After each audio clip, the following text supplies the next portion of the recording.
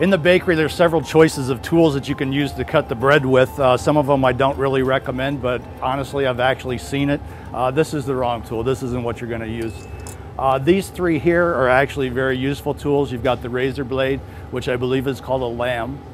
I prefer two things: not to have razor blades in my bakery, and I don't really like handling razor blades, so this is not my tool of choice.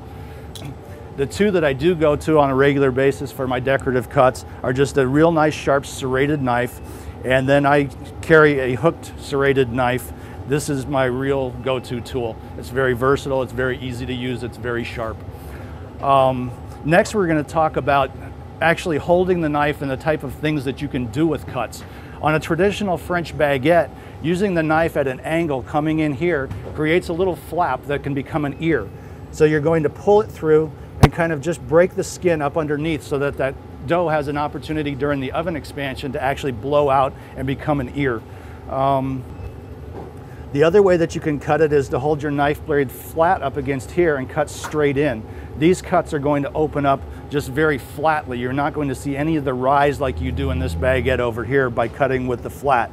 The traditional way to do a baguette is actually to pull it flatly through the skin of the dough to create the ears.